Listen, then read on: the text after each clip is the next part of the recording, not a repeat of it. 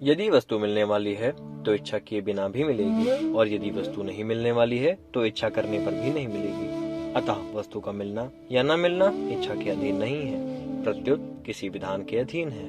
जो वस्तु इच्छाओं के अधीन नहीं है, उसकी इच्छाओं को छोड़ने में आखिर क्या कठिनाई है।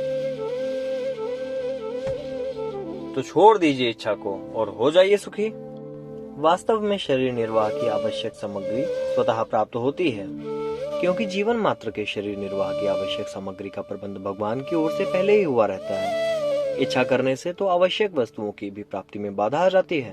अगर मनुष्य किसी वस्तु को अपने लिए अत्यंत आवश्यक समझकर वह वस्तु कैसे मिले, कहाँ मिले, कब मिले, ऐसी प्रबल इच्छाओं को अपने अंतःकरण में पकड़े रहता है, तो उसकी उस इच्छाओं का विस्तार नहीं हो पाता, अर्थात उसकी वह इच्छा दूसरे लोगों के अंतःकरण तक नहीं पहुंच पाती। इस कारण दूसरे लोगों के अंतःकरण में उस आवश्यक वस्तु को देने की इच्छा या प्रेरणा नहीं होती। यदि वस्तुओं की इच्छा ना रहे तो जीवन आनंदमय हो जाता है, और यदि जीने की इच्छा ना रहे तो मृत्यु भी आनंदमय हो जाती है।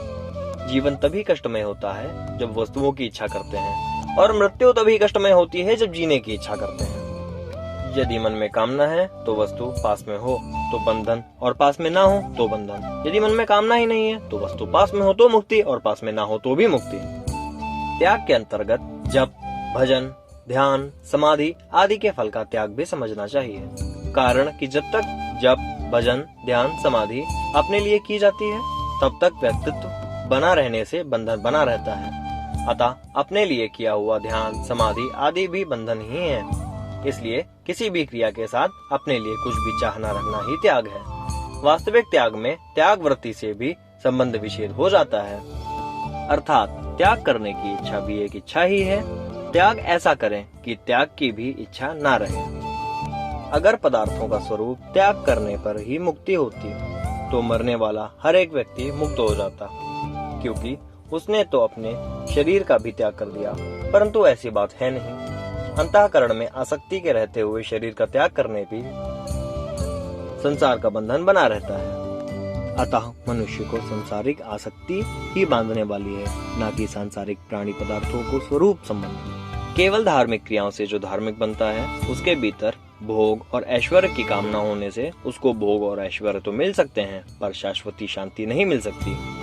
मनुष्य प्रतिकूल घटनाओं को चाहता नहीं, करता नहीं, और उसमें उसका अनुमोदन भी नहीं रहता। फिर भी ऐसी घटना घटती है तो उस घटना को उपस्थित कराने में भी निमित्त क्यों न बने, और वह भी भले ही किसी को निमित्त मान ले, पर वास्तव में उस घटना को घटाने में भी भगवान का ही हाथ है, भगवान की ही मर्जी होती है।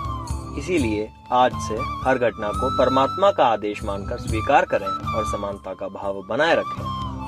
यह सर्वज्ञ, सर्वसुहृद, सर्वसमर्थ भगवान का विधान है कि पाप से अधिक दंड कोई नहीं भोगता, और जो दंड मिलता है वह किसी न किसी पाप का ही फल होता है। इसीलिए कोई भी कर्म करने से पहले सोचें जरूर कि कहीं आप कोई पाप तो नहीं करने जा रहे हैं। आपने सुना होगा कि पाप से पुण्य कट जाते हैं, पर भगवान विष्णु ने स्वयं कहा है, पापों से पुण्य नहीं कटते और पुण्यों से पाप नहीं कटते। हाँ, अगर मनुष्य पाप काटने के उद्देश्य से प्रायश्चित स्वरूप से शुभ कर्म करता है तो उसके पाप कट जाते हैं। अभी पुण्यात्मा जो दुख पा रहा है, यह पूर्व के किसी जन्म के किए हुए पाप का फल है, अभी किए हुए पुण्य का नहीं। ऐसे ही अभी पापात्मा जो भोग रहा है, यह भी पूर्व के किए हुए किसी सुख या फिर पुण्य का फल है, अभी किए हुए पाप का नहीं। इसीलिए भूल कर भी भगवान का मजाक ना बनाएं, वरना आपके जीवन में अनर्थ होना निश्चित है। मनुष्य को कभी कभी ऐसा लगता है कि पुराने पापों के कारण मेरे से भजन नहीं हो रहा है, क्योंकि पुराने पाप केवल प्रतिकूल परिस्थिति में फल देने के लिए होते हैं, भजन में बाधा देने के लिए नहीं। प्रतिकूल परिस्थिति देकर वे पाप नष्ट हो जाते हैं। भगवान के सम्मुख होना सबसे बड़ा पुण्य है, क्योंकि यह सब पुण्यों का मूल है, परंतु भगवान से विमुख होना सबसे बड़ा पाप है, क्योंकि यह सब पापों का मूल है। यदि आपको ये बातें उचित लगी हों तो शेयर और सब्सक्राइब जरूर करें, क्योंकि सत्यव्रत चैनल हमेशा सत्य के मार्ग पर ही आपको ले जाएगा।